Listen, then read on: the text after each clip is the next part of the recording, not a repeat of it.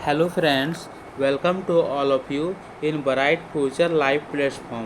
Friends, इस class में हम बात करने वाले हैं यूथ पब्लिकेशन साइंस बुक का, जो स्पेशल रेलवे के लिए है। तो साइंस को हम लोग रिवीजन करेंगे। तो यदि आप रेलवे की तैयारी करते हैं तो इस क्लास को ज़रूर देखें। और इस क्लास में हम प्रॉमिस करते हैं कि रेलवे एग्ज़ाम होने से पहले, यानी कि जो आरआरबी एएलपी का एग्ज़ाम जो भरे हैं, जितना लोग इसका फॉर्म भरे हैं, तो इस एग्ज़ाम होने से पहले इस किताब को कंप्लीट रिवीजन करेंगे। तो पहला टॉपिक जो है सो रक्त एवं रक्त परिसंचरण तंत्र है, यानी कि ब्लड एवं ब्लड सर्कुलेटरी सिस्टम है। इस टॉपिक से एग्ज़ाम में क्वेश्चन बार बार बनता है। और ये रक्त एवं रक्त परिसंचरण तंत्र से जितना भी क्वेश्चन बनता है, इसमें से सभी क्वेश्चन को शामिल किया गया है। और यूथ पब्लिकेशन का बुक जो है सो एनसीईआरटी बेस्ड पर आधारित है। और इसमें साथ में क्या कंबाइंड किया है, यानी कि जो क्वेश्चन पूछा हुआ है तो प्रीवियस ईयर क्वेश्चन को भी इसमें शामिल किया गया है। और किस प्रकार से क्वेश्चन पूछ सकता है वो भी क्वेश्चन को इंक्लूड किया गया है। तो पहला क्वेश्चन है, क्या है पहला क्वेश्चन कि ब्लड जो से क्या है। तो क्वेश्चन पूछाता है कि ब्लड क्या है। तो ब्लड जो है सो एक प्रकार की तरल संयोजी ऊतक है। ठीक उसी प्रकार से क्वेश्चन पूछा ही जाता है कि रक्त की उत्पत्ति कहाँ पर होती है। तो रक्त की उत्पत्ति जो होती है सो भ्रूणीय मेसोडर्म से होती है। रक्त का पीएच वैल्यू क्या होती है। तो रक्त का पीएच वैल्यू जो होती है सो 7.4 होती है। क्वेश्चन पूछा जा सकता है कि रक्त का पीएच वैल्यू जो होती है 7.4 होती है, तो ये किस प्रकार के विलयन है। तो ये विलयन जो से क्षारीय विलयन है। यदि किसी भी पदार्थ का पीएच मान 7 से कम रहता है तो वह अम्लीय हो जाता है। लेकिन किसी भी पदार्थ का पीएच मान 7 से ज़्यादा हो जाता है तो वह क्षारीय रहता है। और क्वेश्चन पूछा, यदि किसी भी पदार्थ का पीएच मान 7 हो तो किस प्रकार से होती है, तो वह उदासीन होती है। अगला क्वेश्चन है, एक स्वस्थ मनुष्य में कितना लीटर रक्त होता है। तो एक स्वस्थ मनुष्य में रक्त जो होती है सो 5 से 6 लीटर होती है। पुरुषों की तुलना में महिलाओं में रक्त की मात्रा होती है। तो पुरुष की तुलना में महिलाओं की रक्त की मात्रा जो होती है सो लगभग 1 लीटर कम होती है। रुधिर का फंक्शन जो होती है सो क्या है। क्वेश्चन पूछता है कि रुधिर का कार्य क्या है।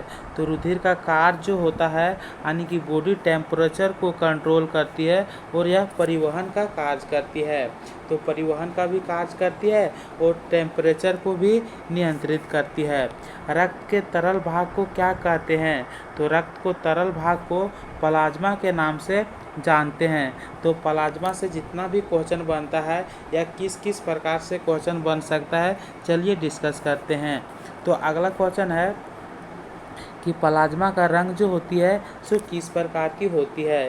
तो प्लाज्मा का रंग जो होती है सो हल्के पीले रंग की होती है, जो किसके अंतर्गत आती है, यानी कि क्षारीय द्रव के अंतर्गत आता है।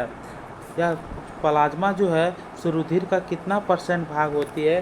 तो संपूर्ण जो रुधिर होता है, यानी कि कंप्लीट जो ब्लड होता है, पूर्ण रूप से जो ब्लड होता है, उसका 55% भाग ही प्लाज्मा पाया जाता है। और प्लाज्मा में पूछे कि जल की मात्रा कितनी होती है। तो प्लाज्मा में जल की मात्रा जो होती है सो 90% होती है। इसके अलावा 10% भाग जो होती है सो प्रोटीन और कार्बनिक और अकार्बनिक पदार्थ पाया जाता है।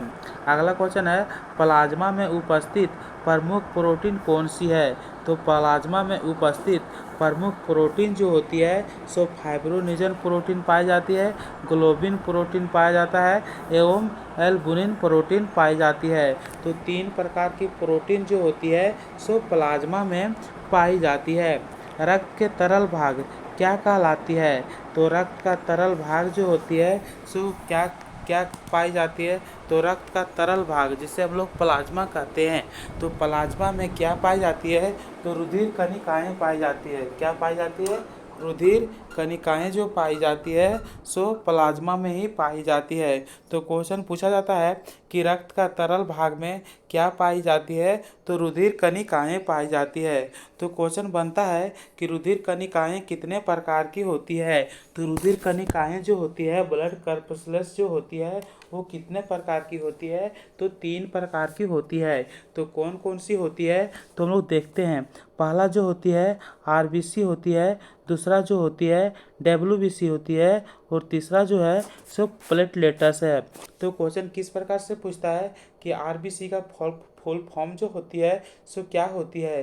तो आरबीसी का फुल फॉर्म जो होती है सो रेड ब्लड कर्पल्स होती है, जिसको हम लोग हिंदी में लाल रुधिर कणिकाएं बोलते हैं।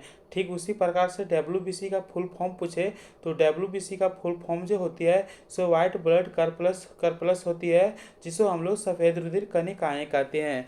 ठीक उसी प्रकार से तीसरा पार्ट जो है सो तीसरा पार्ट प्लेटलेट्स है। अगला क्वेश्चन है लाल रुधिर कणिकाओं, जिसे हम लोग क्या कहते हैं, रेड ब्लड कर्पल्स जो कहते हैं, उससे संबंधित कितना प्रमुख तत्व है वो देखते हैं। तो आरबीसी जो प्रमुख तत्व है, आरबी से संबंधित प्रमुख तत्व जो है सो क्या क्या है।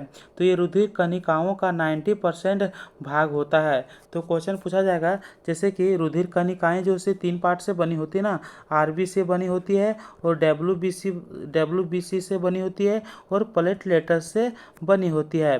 तो क्वेश्चन पूछता है कि रुधिर कणिकाएं की जो भाग होती है, ब्लड कर्पल्स की भाग जो होती है सो 90% क्या पाई जाती है, तो 90% आरबीसी पाई जाती है। क्या पाई जाती है, आरबीसी पाई जाती है।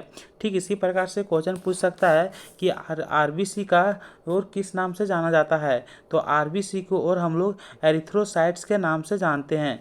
आरबीसी को और हम लोग किस नाम से जानते हैं, एरिथ्रोसाइट्स के नाम से जानते हैं। अगला क्वेश्चन है क्या है कि जो होती है एरिथ्रोसाइट यानी कि आरबीसी की संख्या जो होती है ये केवल किस में पाई जाती है।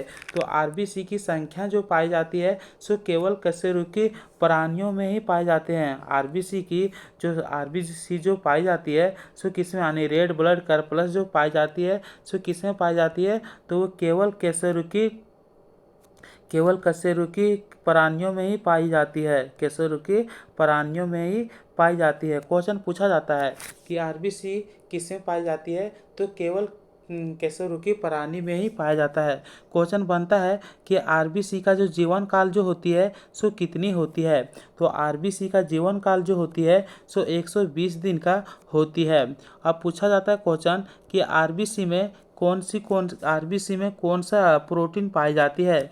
तो आरबीसी में जो होती है, यानी कि रेड ब्लड कर्पल्स में जो होती है, इसमें हीमोग्लोबिन नामक प्रोटीन पाया जाता है। क्या पाई जाती है, हीमोग्लोबिन नामक प्रोटीन पाई जाती है, जो क्या होती है, एक प्रकार की रंजक होती है, जिसके कारण पूछता है कि ब्लड का रंग जो होती है सो लाल होती है। ब्लड का रंग किस प्रकार होती है, लाल होती है। वो किसके कारण से लाल होती है, तो हीमोग्लोबिन के कारण लाल होती है। अगला क्वेश्चन है हीमोग्लोबिन जो होती है वो भी किन किन पदार्थ से मिलकर बनी है। तो हीमोग्लोबिन जो होता है सो तीन चीज़ें से मिलकर बना होती है। तो हीमोग्लोबिन जो से एक प्रोटीन ग्लोबिन से बनी होती है, और 2 चीज़ों से मिलकर बनी होती है, जिसमें से 96% जो होती है सो प्रोटीन ग्लोबिन होती है, तथा रंजक हीम जो होती है सो 4% होती है। तो क्वेश्चन पूछा जाता है कि हीमोग्लोबिन प्रोटीन जो होती है, यानी कि हीमोग्लोबिन जो है से किससे बनी होती है, तो प्रोटीन जो होती है किससे, ग्लोबिन से, और रंजक हीम से बना होता है। क्या, हीमोग्लोबिन बना होता है। तो क्वेश्चन पूछा जाता है कि रंजक हीम जो है उसमें क्या पाया जाता है, रंजक हीम के केंद्रक में क्या पाया जाता है। तो रंजक हीम के केंद्रक में पाया जाता है आयरन। क्या पाई जाती है, आयरन पाई जाती है, जिसमें ऑक्सीजन को बांधने में मुक्त करने की क्षमता होती है। तो आयरन पाने जाने के कारण ही ऑक्सीजन को बांधने और मुक्त करने की क्षमता होती है रंजक हीम में। तो अगला क्वेश्चन है हीमोग्लोबिन ऑक्सीजन से क्रिया कर ऑक्सी हीमोग्लोबिन नामक यह अस्थायी यौगिक बनाता है। तो क्वेश्चन पूछ सकता है कि हीमोग्लोबिन जो होती है सो ऑक्सीजन से क्रिया कर ऑक्सी हीमोग्लोबिन नामक जो होती है सो एक प्रकार की अस्थायी यौगिक बनाती है, जो ऑक्सीजन को ले जाने में सपोर्ट करती है। तो ऑक्सीजन को ले जाने में सपोर्ट कहाँ से कहाँ तक करती है, यानी कि फेफड़े से कोशिकाओं तक ऑक्सीजन को ले जाने में सपोर्ट करती है। कौन? तो अस्थायी यौगिक जो बनाता है, कौन बनाता है? तो हीमोग्लोबिन ऑक्सीजन से क्रिया करके अस्थायी यौगिक बनाता है। इसको बोलते हैं ऑक्सी हीमोग्लोबिन नामक का एक अस्थायी यौगिक का बनना। ठीक उसी प्रकार से क्या करता है, तो कार्बन डाइऑक्साइड को क्या करता है, तो अस्थायी यौगिक जो बनाता है वो ऑक्सीजन को ले जाता है कहाँ से, फेफड़ों से कोशिकाओं तक ले जाता है। लेकिन कार्बन डाइऑक्साइड को कहाँ से कहाँ तक ले जाता है, तो कार्बन डाइऑक्साइड को ऊतक से फेफड़ों तक पहुँचाने की कार्य करती है। क्वेश्चन पूछता है कि लाल अस्थि मज्जा में बनती है, तो आरबीसी का निर्माण जो होती है, यानी कि आरबीसी का निर्माण जो होती है वो कहाँ पे होती है, तो आरबीसी के यानी रेड ब्लड कॉर्पस का निर्माण जो होती है सो अस्थि मज्जा में ही होती है। क्वेश्चन पूछता है कि हीमोग्लोबिन की प्रकृति जो होती है से किस प्रकार की होती है, अम्लीय होती है, क्षारीय होती है, तो हीमोग्लोबिन का प्रकृति जो होती है सो क्षारीय होती है। तो चलिए अब हम लोग बढ़ते हैं नेक्स्ट क्वेश्चन की ओर। तो नेक्स्ट क्वेश्चन जो से क्या है देखते हैं। तो नेक्स्ट क्वेश्चन में हमारा है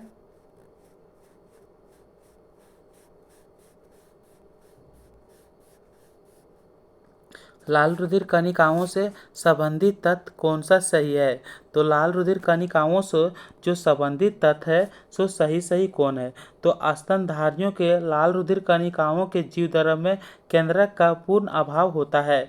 तो क्वेश्चन पूछा जाता है कि आरबीसी जितना भी स्तनधारी जीव है उसमें उसका जीवधर्म में केंद्रक जो होती है, यानी कि आरबीसी केंद्रक जो होती है ना उसमें केंद्रक नहीं पाई जाती है।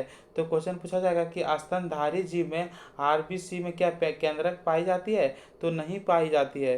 तो क्वेश्चन किस प्रकार से बनता है कि स्तनधारियों के लाल रुधिर कणिकाओं में केंद्रक पाया जाता है नहीं पाया जाता है, तो केंद्रक जो इसे नहीं पाया जाता है। लेकिन अपवाद में क्या हो गया, अपवाद में ऊँट है, यानी कैमल एक ऐसी प्राणी है इसमें क्या होती है आरबीसी संख्या में आरबीसी में केंद्रक पाई जाती है, यानी लाल रुधिर कणिकाओं के जीवधर्म में क्या होती है केंद्रक पाई जाती है। अपवाद में कौन हो गया, ऊँट हो गया। अगला क्वेश्चन है किस प्राकृतिक पदार्थ में लोहा विद्यमान रहता है, तो हम लोग समझते हैं क्वेश्चन पूछा जा रहा है कि किस प्राकृतिक पदार्थ में लोहा विद्यमान रहता है, तो प्राकृतिक पदार्थ जो है सो मायोग्लोबिन है। क्या होती है, मायोग्लोबिन में क्या होती है लोहा जो से विद्यमान रहती। क्यों लोहा इसलिए विद्यमान होती है क्योंकि हीमोग्लोबिन जो होती है ऑक्सीजन से बंधित होकर ऑक्सी हीमोग्लोबिन बनाता है। जब हीमोग्लोबिन ऑक्सीजन से अभिक्रिया करती है तो ऑक्सी हीमोग्लोबिन बनाता है जो ऊतक में जाकर ऑक्सीजन को मायोग्लोबिन में हस्तांतरित कर देता है। क्या करती है, ऊतक में जाकर ऑक्सीजन को किस में बदल देती है, यानी कि मायोग्लोबिन में स्थानांतरित कर देती है। अगला क्वेश्चन है किस प्राणी के जीवधर्म यानी प्लाज्मा में हीमोग्लोबिन का विलय हो जाता है, तो किस प्राणी के जीवधर्म में, यानी कि हम लोग देखते हैं कि एक केचुआ ऐसी है, केचुआ प्राणी एक ऐसी है कि इसका प्लाज्मा में हीमोग्लोबिन का जो होती है सो विलय हो जाती है। तो केचुआ प्राणी के जीवधर्म में हीमोग्लोबिन का विलय हो जाता है। तो क्वेश्चन पूछा जाता है। अगला क्वेश्चन है जबकि मानव में हीमोग्लोबिन नामक तत्व जो होती है सो लाल रुधिर कणिकाओं में घुला होता है। तो क्वेश्चन पूछा जाता है कि मानव में हीमोग्लोबिन नामक का तत्व जो होता है सो किस में घुला रहता है, तो आरबीसी में घुला रहता है। लेकिन पूछेगा किस प्राणी के जीवधर्म में हीमोग्लोबिन का विलय हो जाता है, तो किस में मिल जाता है, यानी कि केचुआ में मिल जाती है जिसे हम लोग अर्थवर्म बोलते हैं। अगला क्वेश्चन है किस जीव का रक्त जो होती है सो सफ़ेद होती है, तो कॉकरोच यानी तिलचट्टा जो जीव है यानी कॉकरोच का रक्त जो है ब्लड जो है सो सफ़ेद होता है। क्यों, क्योंकि इसमें हीमोग्लोबिन नहीं पाई जाती है। यदि हीमोग्लोबिन पाई जाती तो इसका भी ब्लड जो होती है ब्लड रेड कलर में आ जाती। तो हीमोग्लोबिन नहीं पाने के कारण कॉकरोच का जो ब्लड है वो व्हाइट कलर का है यानी कि सफ़ेद कलर का है। अगला क्वेश्चन है, रक्त में ग्लाइकोसिलेटेड हीमोग्लोबिन का मापन किसके टेस्ट के लिए किया जाता है? तो रक्त में हम लोग ग्लाइकोसिलेटेड हीमोग्लोबिन का मापन जो करते हैं सो मधुमेह बीमारी के लिए करते हैं। किसके लिए करते हैं? डायबिटीज मेलिटस के लिए करते हैं। जब मधुमेह होता है ना तो उसके लिए हम लोग ग्लाइकोसिलेटेड हीमोग्लोबिन का टेस्ट करते हैं मधुमेह के लिए। तो क्वेश्चन पूछता है कि मधुमेह के लिए किस मापन का प्रयोग किया जाता है? तो ग्लाइकोसिलेटेड हीमोग्लोबिन का। अगला क्वेश्चन है, रक्त में ग्लूकोज की मात्रा को किस में मापा जाता है? तो रक्त को ग्लूकोज की मात्रा को जो मापा जाता है सो मिलीग्राम में मापा जाता है। यदि मिलीग्राम ऑप्शन में नहीं रहे तो डेसीलीटर वहाँ पे दिया रहेगा। तो क्वेश्चन पूछा जाएगा कि रक्त में ग्लूकोज की मात्रा मापने के लिए किसका उपयोग करते हैं? तो मिलीग्राम में मापते हैं और डेसीलीटर में मापते हैं। क्वेश्चन पूछा जाता है कि रक्त में ग्लूकोज का सामान्य स्तर जो होती है यानी कि एक जनरली जो लेवल होती है वो कितनी होती है? तो 80 से 100 मिलीग्राम या तो 80 से 100 डेसीलीटर होता है। अगला क्वेश्चन है, रक्त के हीमोग्लोबिन के साथ अनुत्क्रमणीय संबंध कौन बनाता है? तो क्वेश्चन पूछा जाता है कि रक्त के हीमोग्लोबिन के साथ अनुत्क्रमणीय संबंध जो बनाती है सो कौन बनाती है? तो कार्बन मोनोऑक्साइड बनाती है। अब पूछता क्यों कार्बन मोनोऑक्साइड जो बनाती है सो क्यों बनाती है? तो यह रक्त के हीमोग्लोबिन के साथ मिलकर कार्बोक्सी हीमोग्लोबिन बनाता है जो रक्त में ऑक्सीजन के प्रभाव को बाधित करता है। तो इसलिए रक्त के हीमोग्लोबिन के साथ जो होती है सो अनुत्क्रमणीय संबंध कौन बनाता है? कार्बन मोनोऑक्साइड बनाता है। अगला क्वेश्चन है, लाल रुधिर कणिकाओं का कब्रगाह किसे कहते हैं? तो लाल रुधिर कणिकाओं का जो कब्रगाह कहते हैं उसको हम लोग पिल्हा स्प्लीन को कहते हैं। क्यों? क्योंकि लाल रुधिर कणिकाओं की जो होती है आरबीसी की मृत्यु जो होती है सो पिल्हा और तिल्ली में ही हो जाती है। इसीलिए इसको हम लोग आरबीसी का कब्रगाह कहते हैं यानी कि कब्रिस्तान कहते हैं। इसका उपरांत जो होती है विनाश जो होती है, पूछा महीना में पूछे तो आरबीसी का जीवन काल जो होती है सो कितना दिन की होती है? 120 दिन की होती है। लेकिन महीना पूछे तो वही 4 या 5 महीना का होती है। तो यहाँ पे देखते हैं इसके उपरांत जो होती है विनाश पिलिया में भी होता है ना, अन्य कारणों में पिल्हा का भी बढ़ जाना भी होता है। तो क्वेश्चन डायरेक्ट पूछ लिया जाता है कि आरबीसी की मृत्यु कहाँ पे होती है? तो स्प्लीन होती है यानी कि पिल्हा या तिल्ली में होती है। अगला क्वेश्चन है, थैलेसीमिया रोग जो होती है सो थैलेसीमिया रोग में शरीर किसके संश्लेषण की क्षमता खो देती है? तो जब शरीर जो होती है ना, जब थैलेसीमिया रोग हो जाती है तो वह हीमोग्लोबिन के संश्लेषण की क्षमता खो देती है। तो क्वेश्चन पूछा जाता है कि कौन सा बीमारी में हीमोग्लोबिन की संश्लेषण की क्षमता खो देती है? तो थैलेसीमिया बीमारी में। अगला क्वेश्चन है, सफ़ेद रक्त कणिकाओं यानी WBC प्रमुख तत्व। तो हम लोग आरबीसी से जितना भी फैक्ट बनता था डिस्कस कर चुके हैं। अब हम लोग देखते हैं कि WBC से कौन कौन सा फैक्ट बनता है। तो यहाँ पे हम लोग समझते हैं कि WBC को हम लोग किस नाम से और जानते हैं? तो इसे ल्यूकोसाइट्स के नाम से भी जानते हैं। इसका जीवन काल जो होती है सो कितना दिन की होती है? तो 1 से 4 दिन का होती है या 2 से 4 दिन इसका जीवन काल होती है। इसका एक क्वेश्चन और बनता है कि WBC का आकार जो होती है, आकृति जो होती है सो किस प्रकार की होती है? तो WBC की आकृति जो होती है से अनियमित आकृति होती है। कैसा होती है? यह नियमित आकृति होती है। क्वेश्चन पूछा जाता है कि WBC में केंद्रक पाया जाता है? तो हाँ, बिल्कुल केंद्रक पाया जाता है यानी कि WBC में केंद्रक पाया जाता है लेकिन आरबीसी में केंद्रक नहीं पाया जाता है। लेकिन अपवाद में हो गया ऊँट वाला, ऊँट के आरबीसी कणिकाओं में केंद्रक पाया जाता है। अगला क्वेश्चन है, इसकी संख्या जो होती है सो कितनी होती है?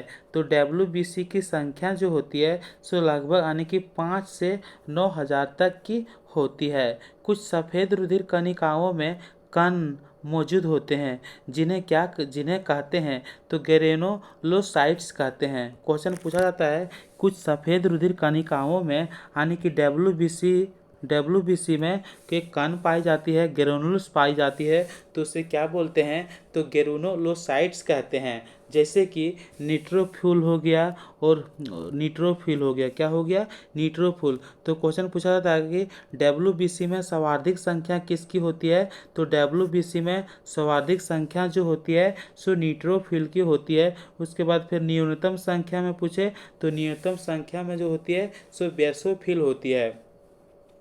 तो ग्रेनुलोसाइट्स जो कहते हैं सो किसे किसे कहते हैं, तो न्यूट्रोफिल हो गया, इसोनीफिल हो गया, और क्या, इसोनीफिल हो गया और बेसोफिल हो गया।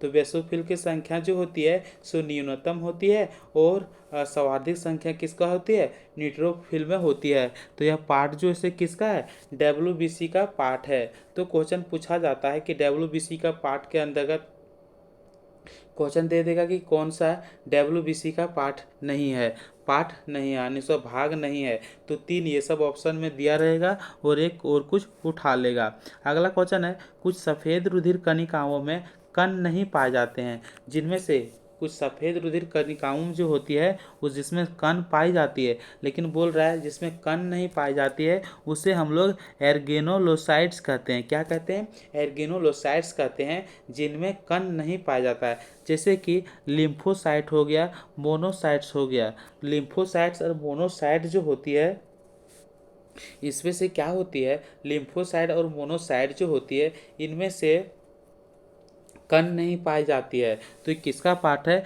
एग्रेनोलोसाइट्स का पार्ट है। क्या किसका पार्ट है, एग्रेनोलोसाइट का। तो क्वेश्चन ये भी पूछ सकता है ना, डब्ल्यूबीसी का पार्ट कौन सी है। तो डब्ल्यूबीसी का पार्ट तो जिसमें क्या पाई जाती है, कण पाई जाती है, उसे हम लोग क्या कहते हैं, तो ग्रेनुलोसाइट्स कहते हैं। और जिनमें कण नहीं पाई जाती है एग्रेनुलोसाइट्स कहते हैं। लेकिन सबसे बड़ी पूछेगा तो मोनोसाइट जो होती है सो आकार में सबसे बड़ी होती है। डब्ल्यूबीसी जो आकार में होती है सो सबसे बड़ी क्या होती है, डब्ल्यूबीसी के अंतर्गत मोनोसाइट्स होता है। तो क्वेश्चन इस प्रकार से पूछ सकता है। अगला क्वेश्चन पूछ सकता है कि डब्ल्यूबीसी का जो व्यास होती है वो कितना होती है। तो इसका व्यास जो होती है सो 0.007 मिलीमीटर होता है, इसका व्यास होता है। अगला क्वेश्चन देखते हैं। तो अगला क्वेश्चन क्या है, अगला क्वेश्चन हम लोग समझते हैं, शरीर के किस अंग में लिम्फोसाइट्स का निर्माण होता है। तो शरीर के किस अंग में, लिम्फोसाइट किसे कहते हैं, लिम्फोसाइट अभी क्या बोले थे, लिम्फोसाइट किस में पढ़े थे, यानी कि हम लोग पढ़े थे अभी डब्ल्यूबीसी का पार्ट पढ़े थे, उसको क्या हम लोग ल्यूकोसाइट्स के नाम से जानते थे। तो यहाँ पे पूछ रहा है कि लिम्फोसाइट्स का निर्माण कहाँ पे होती है। तो शरीर के किस अंग में लिम्फोसाइट्स का निर्माण होती है। तो लिम्फोसाइट्स का निर्माण जो होती है सो अस्थि मज्जा में होती है तथा पीलिया में होती है, लसिका ग्रंथि व थाइमस ग्रंथि आदि में भी होती है। तो क्वेश्चन बन सकता है कि लिम्फोसाइट का निर्माण कहाँ पे होती है, तो अस्थि मज्जा में होती है।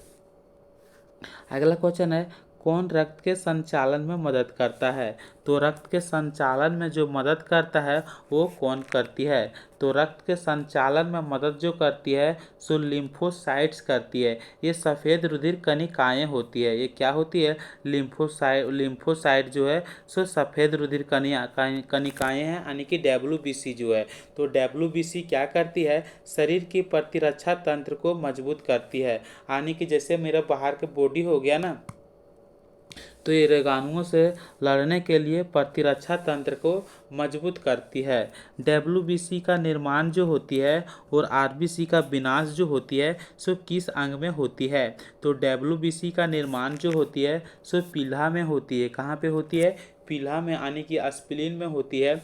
और आरबीसी का विनाश जो होती है सो आरबीसी के विनाश कहाँ पे होती है, तो पीला में ही होती है। अगला क्वेश्चन है, रक्त में डब्ल्यूबीसी की आवश्यकता से अधिक मात्रा में कौन सा रोग हो जाती है। तो रक्त में जब डब्ल्यूबीसी की आवश्यकता से अधिक हो जाती है, रक्त में डब्ल्यूबीसी की आवश्यकता से अधिक मात्रा से कौन सा रोग होता है? तो रक्त में जब WBC की संख्या अधिक हो जाती है तब ब्लड कैंसर रोग होता है, जिसे हम लोग लुकेमिया कहते हैं। क्या कहते हैं? लुकेमिया कहते हैं। तो लुकेमिया कब होती है? रक्त में जब WBC की आवश्यकता से अधिक मात्रा हो जाती है। अगला क्वेश्चन है, कौन हमारे शरीर की संक्रमण से रक्षा करती है? तो हमारे शरीर की संक्रमण से रक्षा जो करती है सो WBC करती है, यानी कि वाइट ब्लड सफ़ेद रक्त कणिकाएँ करती है। अब हम लोग देखते हैं कि RBC कंप्लीट कर चुके हैं, उसी प्रकार से WBC भी कंप्लीट कर चुके हैं। अब पर चलते हैं हम लोग प्लेटलेट्स की ओर।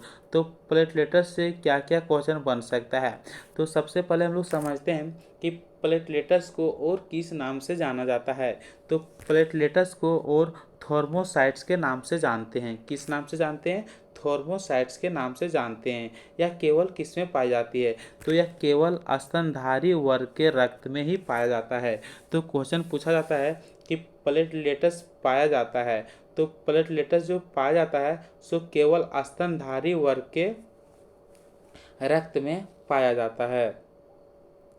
इनकी संख्या जो होती है सो कितनी होती है? तो इनकी संख्या जो होती है सो 2 से 5 लाख प्रति घन मिमी रक्त में होती है। अगला क्वेश्चन है, ये सूक्ष्म रंगहीन केंद्रकहीन गोलाकार टिकिए के समान होती है। तो जब प्लेटलेट्स का जब आप पूछेगा कि इसका किस प्रकार से होती है, यानी कि इसका आकार जो होती है, तो सबसे पहले प्लेटलेट्स जो होती है इससे छोटा होती है, इसमें रंग नहीं पाई जाती, यानी कि रंगहीन होती है। कैसी होती है? रंगहीन होती है। और केंद्रहीन, इसमें भी केंद्र नहीं पाई जाती है, केंद्र नहीं पाई जाती है। इसका आकार जो होती है सो गोलाकार टिकिए के समान होती है। किस प्रकार होती है? गोलाकार टिकिए के समान होती है। इनका प्रमुख कार्य क्या होती है? प्लेटलेट्स का जो कार्य है वो कार्य वो क्या करती है? तो इनका प्रमुख कार्य जो होती है सो कटे हुए अंग पर रक्त बहाव को रोकना अथवा रक्त का थक्का बनाने में मदद करना। तो क्वेश्चन पूछाता है कि रक्त का थक्का बनाने में कौन मदद करती है? तो रक्त को थक्का बनाने में मदद जो करती है सो प्लेटलेट्स करती है। और कटे हुए अंग पर रक्त बहाव को कौन सी रोकती है? तो रोकने का भी काम जो करती है सो प्लेटलेट्स करती है। अगला क्वेश्चन है, रुधिर अस्कंदन यानी कि ब्लड क्लॉटिंग किसे कहते हैं? तो ब्लड क्लॉटिंग हम लोग समझते हैं कि ब्लड क्लॉटिंग क्या है। तो किसी कटे हुए भाग से रुधिर का बाहर निकलना व कुछ ही मिनट में एक जेली के रूप में जम जाना रुधिर अस्कंदन कहलाता है। तो क्वेश्चन किस प्रकार से पूछा जाता है कि जब किसी कटे हुए भाग से रुधिर का बाहर निकालना और कुछ मिनट में ही एक जेली के रूप में जो अस्कंदन बनता है,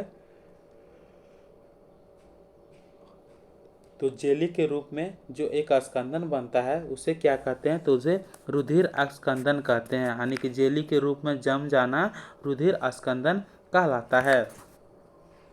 अगला क्वेश्चन क्या है कि रुधिर के थक्का बनाने के दौरान होने वाले महत्वपूर्ण गतिविधियां।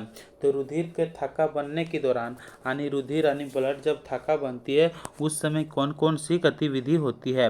तो सबसे पहले देखते हैं, ये थर्मोप्लास्टिन है, प्लास्टिन जो है, और प्रोथोबिन और कैल्शियम आयन जो है, ये तीनों मिलकर थ्रोम्बिन के सपोर्ट करती है। तीनों पाई जाती है किस में? थ्रोम्बिन में पाई जाती है। और थ्रोम्बिन प्लस फाइब्रोजन मिलकर क्या निर्माण करती है? फाइब्रिन का निर्माण करती है। ठीक उसी प्रकार से फाइब्रिन प्लस रक्त रुधिराणु मिलकर रक्त का थक्का बनाती है। क्या करती है? रक्त का थक्का बनाती है। तो क्वेश्चन किस प्रकार से पूछा जाएगा कि जब थर्मोप्लास्टिन और प्रोथोबिन और तथा कैल्शियम आयन जो होते जब एक साथ क्रिया करेगी तब क्या चीज़ का निर्माण होगी? तो वहाँ थ्रोम्बिन का निर्माण होगी। किसका निर्माण होगी? थ्रोम्बिन का निर्माण होगी। जब थ्रोम्बिन फाइब्रोजन से अभिक्रिया करेगी तब फाइब्रिन का निर्माण होगी। ठीक उसी प्रकार से जब फाइब्रिन निर्माण हो जाएगी तो फाइब्रिन किसके साथ अभिक्रिया करेगी? रक्त रुधिराणु के साथ। तो रक्त रुधिराणु के साथ जब अभिक्रिया करती है तो रक्त का थक्का का निर्माण होता है। अगला क्वेश्चन देखते हैं क्या है कि रुधिर में प्रायः एक प्रति स्कंद होता है, क्या कहलाता है? तो रुधिर में प्रायः एक प्रति स्कंद होता है, वो क्या कहलाता है? हिपेरिन कहलाता है। यानी कि हिपेरिन के कारण ही जो ब्लड जो चलती है मानव शरीर के बॉडी में, वो क्या होती है, जमने नहीं देती है। नहीं तो यदि जम जाती तो बहुत दिक्कत होती, इसलिए ये हिपेरिन जो है सो जमने नहीं देती है। रुधिर वाहिका से निकाले गए रक्त को जमने से बचाने के लिए क्या मिलाते हैं? तो रुधिर वाहिका से, यानी कि रुधिर वाहिका से निकाले गए रक्त को जमने से हम लोग क्या मिलाते हैं? तो ऑक्जेलेट को मिलाते हैं, सोडियम तथा पोटेशियम ऑक्जेलेट। तो क्वेश्चन किस प्रकार से पूछता है कि रुधिर वाहिका से निकाले गए, यानी कि रुधिर वाहिका से जब ब्लड निकाल लेते हैं तो उसको जमने से बचाने के लिए उसमें क्या चीज़ पर हम लोग प्रयोग करते हैं? तो ऑक्जेलेट का प्रयोग करते हैं। और वह ऑक्जेलेट जो होती है सो किसका होती है? सोडियम अथवा पोटेशियम का ऑक्जेलेट होती है। अगला क्वेश्चन है, रुधिर स्कंदन के बाद कुछ पीला सा पदार्थ निकलता है, वो क्या कहलाता है? तो रुधिर जब स्कंदन करती है ना, स्कंदन क्या कहते हैं, क्लोटिंग को। तो रुधिर स्कंदन के बाद कुछ पीला सा पदार्थ निकलता है, उसी को हम लोग क्या कहते हैं? सीरम कहते हैं। क्या कहते हैं? सीरम जो कहते हैं ना, उसी को कहते हैं। तो क्वेश्चन किस प्रकार से पूछता है कि रुधिर स्कंदन के बाद कुछ पीला सा पदार्थ निकलता है, उसे हम लोग किस नाम से जानते हैं? तो सीरम के नाम से जानते हैं। तो क्वेश्चन पूछता है क्या सीरम का थक्का बनता है? तो नहीं, सीरम का जो से थक्का नहीं बनता है। क्यों नहीं? क्योंकि सीरम में फाइब्रोनेजन नामक प्रोटीन नहीं पाया जाता है। तो क्वेश्चन पूछता है सीरम का थक्का बनता है? तो सीरम का थक्का नहीं बनता है क्योंकि वो सीरम में फाइब्रोनेजन प्रोटीन नहीं पाया जाता है। तो किसने सर्वप्रथम यह पता लगाया कि सभी मनुष्य का रुधिर समान ना होकर भिन्न भिन्न होता है? तो जो ब्लड ग्रुप का जो बारे में पता लगाया कि डिफरेंट, वो किसने पता लगाया था?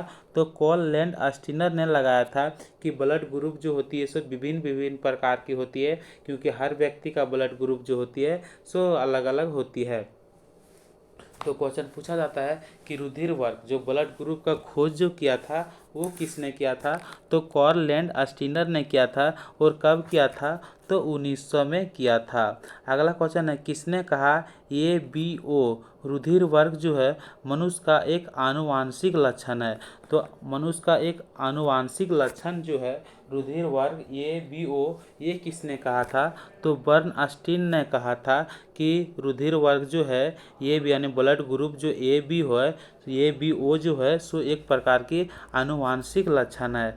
अगला क्वेश्चन क्या है? अगला क्वेश्चन हम लोग देखते हैं, मनुष्य में कितने प्रकार के ब्लड ग्रुप पाए जाते हैं? तो मनुष्य में ब्लड ग्रुप जो पाए जाते हैं सो 4 प्रकार के पाए जाते हैं। तो 4 प्रकार के कौन कौन सा पाए जाते हैं? A पाया जाता है, B पाया जाता है, AB पाया जाता है और O पाया जाता है। यानी कि 4 प्रकार के ब्लड ग्रुप मनुष्य में पाए जाते हैं। तो ठीक, अब आगे की ओर देखते हैं। तो अब हम लोग अगला क्वेश्चन देखते हैं, अगला क्वेश्चन क्या बोल रहा है।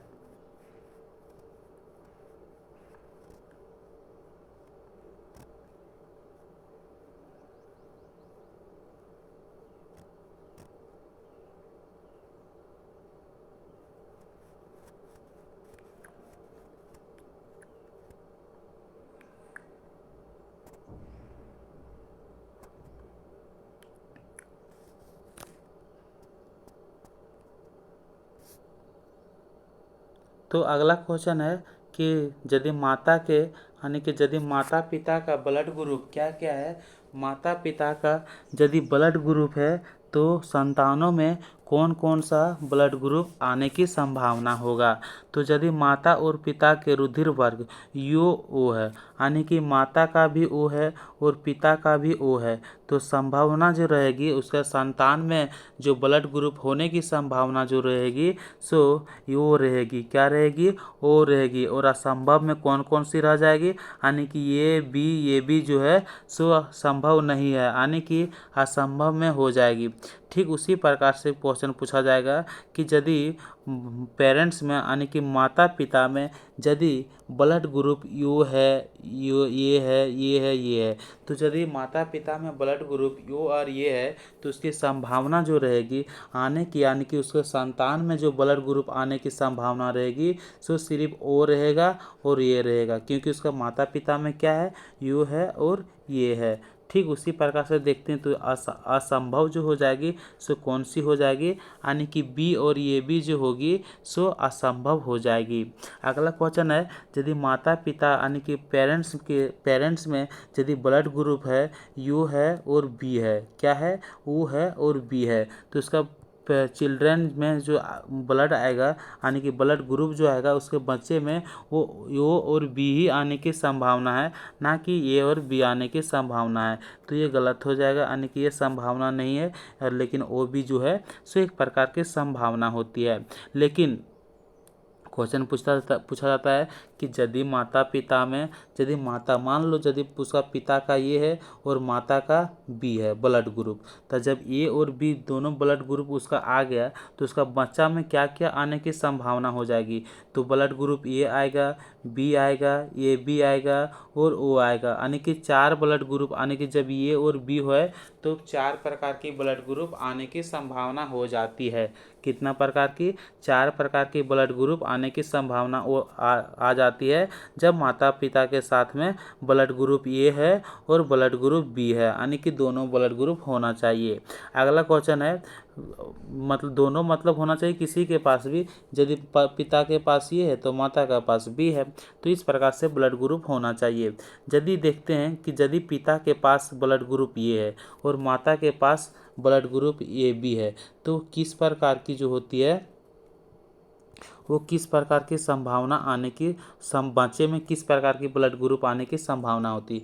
तो देखते हैं कि पिता के पास ओ है, माता के पास ए बी है, तो संभावना जो हो जाएगी आने की सो सिर्फ ए होगी और बी होगी, क्या होगी, ए होगी और बी होगी संभावना इसका आने की, और ये भी सो यानी कि ये जो होगी सो असंभव में हो जाएगी, यानी कि ये इसका आने की संभावना नहीं रहेगी, सिर्फ ए और बी आने की संभावना रहेगी। अगला क्वेश्चन है इस प्रकार से बनता है कि यदि ब्लड ग्रुप उसका पिता के साथ में ए बी है, माता का ए है, हाँ तो ए बी है बी है, और यदि ए बी दोनों है तो इसमें जैसे चारों प्रकार की ब्लड ग्रुप आ जाएगा, आने की संभावना होती है। चारों प्रकार के नहीं, आने की यो आने की संभावना नहीं है, क्योंकि किसी के पास यहाँ यो नहीं है। तो यदि ये है ए बी है तो यानी कि ये आ सकता है, बी आ सकता है और ए बी आ सकता है, लेकिन यो आने की संभावना नहीं है। तो इस प्रकार से एग्जाम में क्वेश्चन बनता है और पूछा जाता है। अब हम लोग देखते हैं कि विवाहित दंपति ने एक बालक को गोद लिया, इसके कुछ वर्ष उपरांत उन्हें जुड़वा पुत्र हुए। दंपति में एक का रक्त वर्ग जो है सो ए बी है, ये भी पॉजिटिव, क्या है, एक का जो रक्त वर्ग है सो ये भी पॉजिटिव है और दूसरे का यो नेगेटिव है। तीनों पुत्रों में से एक का रक्त वर्ग जो है सो ये है, दूसरे का बी है और तीसरे का ओ पॉजिटिव है, ओ पॉजिटिव है। तो यहाँ पे हम लोग देखते हैं गोद लिए गए पुत्र का रक्त वर्ग कौन सी होगी, तो गोद में जो बच्चा को लिया है उसका जो रक्त जो होगी सो कौन सी होगी, तो उसका जो रक्त जो होगी सो ओ पॉजिटिव होगी। अब यो पॉजिटिव कैसे होगी ओ पॉजिटिव, वो भी देखते हैं कि विवाहित दंपति ने एक बालक को गोद लिया, इसके कुछ वर्ष उपरांत जुड़वा पुत्र हुए हैं। दंपति में एक के साथ वर्ग जो है, दंपति में एक का रक्त वर्ग जो है सो ए बी है। तो अभी तो वहाँ डिस्कस कर चुके हैं ना, इसीलिए उसी के कारण से उसका ब्लड ग्रुप जो गोद में लिया है उस बच्चे का ब्लड ग्रुप जो होगा सो ओ पॉजिटिव होगा।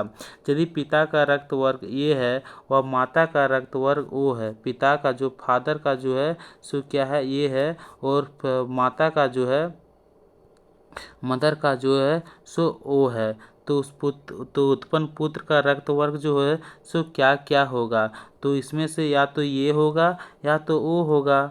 ये दोनों ब्लड ग्रुप आ सकता है, लेकिन हाँ ये दोनों ब्लड ग्रुप जो से आ सकता है। अगला क्वेश्चन है, किसकी भिन्नता के कारण मानव में भिन्न भिन्न रुधिर वर्ग पाई जाती है, तो किसकी भिन्नता के कारण यानी किसकी वजह से मानव में रुधिर जो होती है सो भिन्न भिन्न प्रकार की पाई जाती है, तो लाल रुधिर कणिकाओं में एक विशेष प्रकार का प्रोटीन होती है, क्या ग्लाइकोप्रोटीन की उपस्थिति के कारण मानव में भिन्न भिन्न रुधिरवरक पाई जाती है। यानी क्वेश्चन पूछेगा कि ब्लड ग्रुप डिफरेंट टाइप का पाई जाती है, अलग अलग प्रकार की पाई जाती है, तो किसकी उपस्थिति के कारण में पाई जाती है? तो ग्लाइकोप्रोटीन की उपस्थिति के कारण में पाई जाती है। ग्लाइकोप्रोटीन जो होती है इसको क्या कहा जाता है? तो ग्लाइकोप्रोटीन को हम लोग एंटीजन या प्रतिजन कहते हैं। क्या कहते हैं? एंटीजन कहते हैं या तो प्रतिजन कहते हैं। किसको? ग्लाइकोप्रोटीन को। क्यों? तो प्रतिजन जो होती है वह क्या होती है? प्रतिजन वह पदार्थ होती है जिनमें एंटीबॉडी के निर्माण को उद्दीपित करते हैं। एंटीजन जो होती है ना, प्रतिजन, यानी कि एंटीबॉडी को निर्माण को उत्पादित करते हैं तथा प्रतिरक्षा तंत्र को परिवर्तित करते हैं। लेकिन क्वेश्चन पूछाता है कि एंटीजन कितने प्रकार की होती है? तो एंटीजन की प्रकार जो होती है सो 2 टाइप की होती है। पहला एक एंटीजन ए होता है और एंटीजन बी होता है। तो एंटीजन ए होती है और एंटीजन बी होती है। तो इसका कार्य जो होती है सो क्या क्या होती है? तो एंटीजन की अनुपस्थिति में एक विशेष प्रकार की प्रोटीन प्लाज्मा में पाई जाती है, उसे क्या कहते हैं? तो एंटीबॉडी या प्रतिरक्षी बोलते हैं। जब एंटीजन नहीं रहेगा तो एंटीजन की अनुपस्थिति में एक विशेष प्रकार की प्रोटीन कहाँ पाई जाती है? प्लाज्मा में पाई जाती है, तो उसी को हम लोग एंटीबॉडी कहते हैं। तो एंटीबॉडी कहते हैं। तो क्वेश्चन पूछता है कि एंटीबॉडी का निर्माण कहाँ पे होती है? तो एंटीबॉडी का निर्माण जो होती है सो WBC में संश्लेषित गामा ग्लोब्यूलिन प्रोटीन के रूपांतरण के फलस्वरूप होता है। तो कहाँ पे होता है? यानी कि WBC में संश्लेषित होती है गामा ग्लोब्यूलिन प्रोटीन के रूपांतरण के फलस्वरूप एंटीबॉडी का निर्माण होती है। तो एंटीबॉडी का भी पूछेगा कि एंटीबॉडी जो होती है सो कितने प्रकार की होती है? तो एंटीबॉडी भी 2 प्रकार की होती है। इसमें हम लोग स्मॉल में डिनोट करते हैं। तो स्मॉल ये हो गया, स्मॉल बी हो गया, ये क्या हो गया?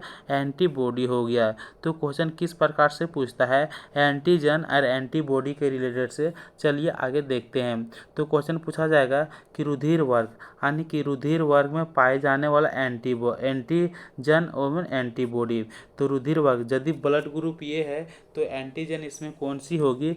केवल ये होगी। एंटीबॉडी क्या होगी? इसमें बी होगी। एंटीबॉडी बी पाई जाएगी और एंटीजन ए पाई जाएगी। और रुधिर वर्ग यदि ब्लड ग्रुप बी है तो एंटीजन बी पाई जाएगी, एंटीबॉडी ए पाई जाएगी, यानी कि जस्ट अपोजिट पाई जाएगी।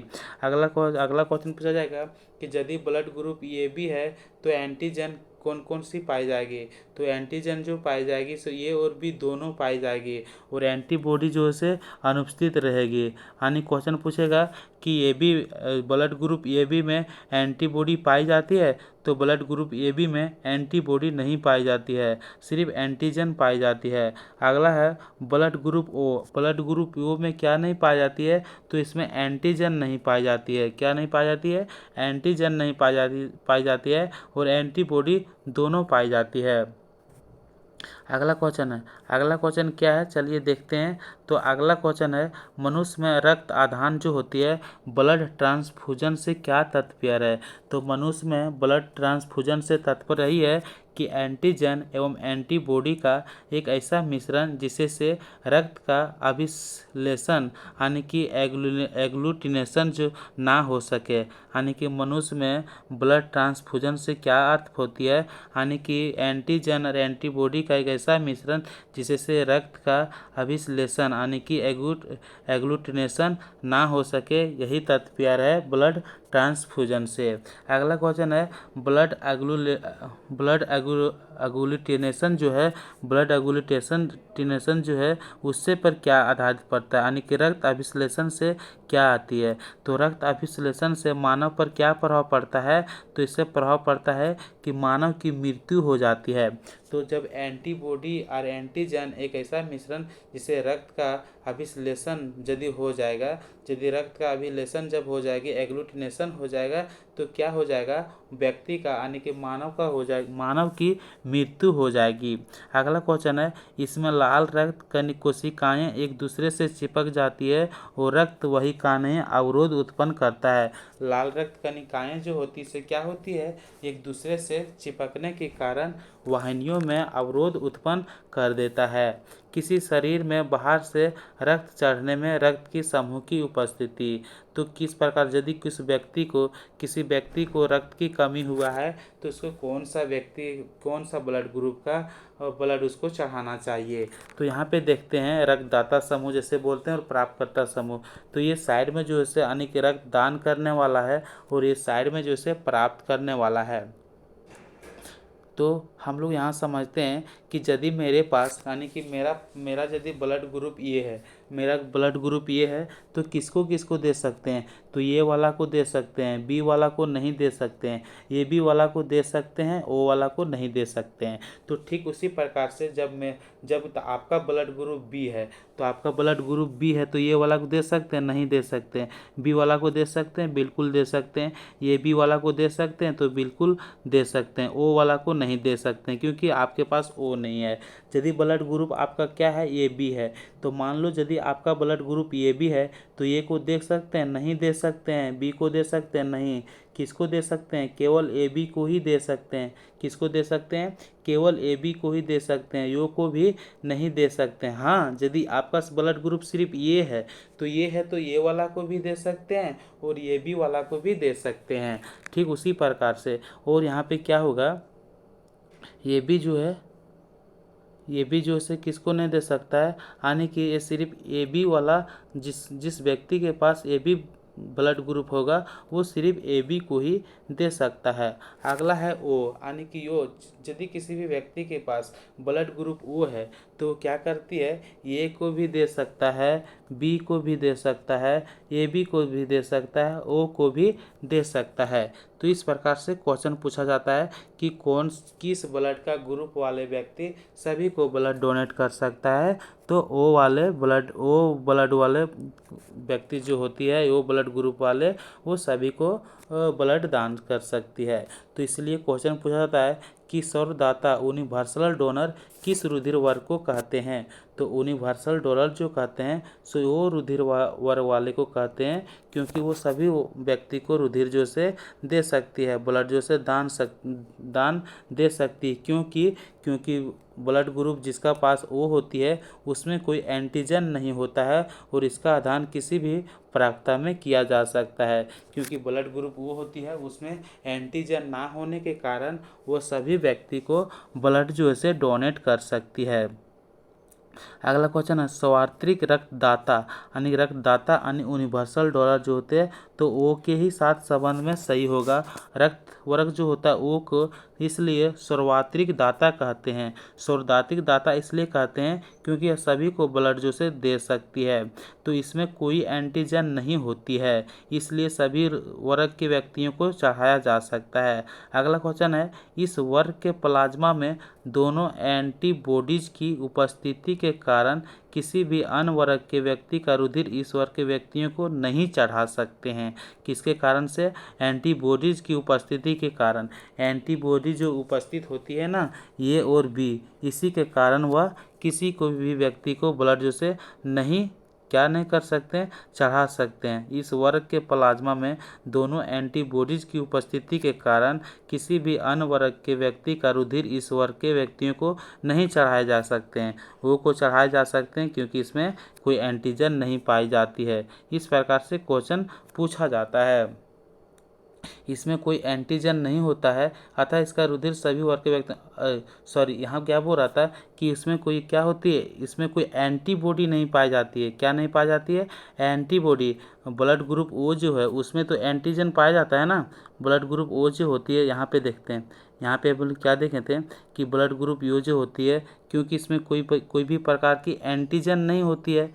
हाँ, आगे हम लोग क्या समझें कि ब्लड ग्रुप ओ जो होती है इसमें कोई प्रकार के एंटीजन नहीं होती ना। एंटीजन नहीं होने के कारण इसका आधान भी प्राप्तता में किया जा सकता है, यानी कि किसी भी व्यक्ति को जो ब्लड दान कर सकती है वो कौन कर सकती है, तो ये कर सकती है वो कर सकती है, यानी कि यो ब्लड वाले व्यक्ति कर सकती है, क्योंकि इसमें कोई एंटीजन नहीं पाई जाती है। अगला क्वेश्चन है जो यूनिवर्सल रिसेप्टर जो होती है किसी रुधिर वर्ग को कहते हैं, यानी कि ये भी रुधिर वर्ग को कहते हैं, क्योंकि इसमें कोई भी एंटीबॉडी नहीं पाई जाती है। क्या नहीं पाई जाती है? ये भी रुधिर वर्ग जो होती है इसमें कोई भी एंटीबॉडी नहीं पाई जाती है, इसलिए यह सभी व्यक्ति से ये ब्लड जो है ले सकती है। क्या कर सकती है? सभी व्यक्ति वाले ब्लड ग्रुप से वो ब्लड ले सकती है। और एंटीजन जो होती है ब्लड ग्रुप ओ में नहीं पाई जाती है, जिसके कारण वह सभी को दे सकती है।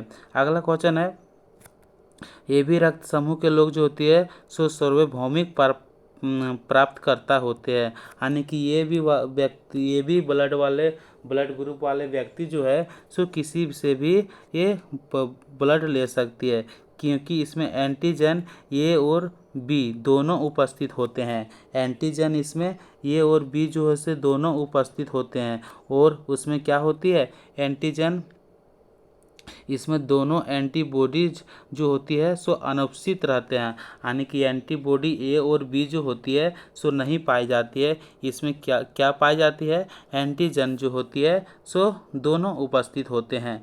ठीक उसी प्रकार से अभी हम लोग देखे थे कि ओ वाले में जो होती है इसमें क्या होती है? इसमें एंटीजन जो होती है वो नहीं पाई जाती है। एंटीजन जो होती है सो नहीं होता है, इसका कारण किसी भी प्राप्तकर्ता में किया जा सकता है। तो यहाँ पे हम लोग इस प्रकार से इसको देखे थे कि ब्लड ग्रुप वो सभी को दे सकता है, क्योंकि इसमें एंटीजन नहीं होती है। एंटीजन नहीं होती है, दोनों एंटीबॉडीज के उपस्थिति के कारण किसी भी अन्य वर्ग के व्यक्तियों को रुधिर वर्ग के व्यक्ति को चढ़ा सकता है। तो चलिए अब हम लोग मिलते हैं नेक्स्ट क्लास में।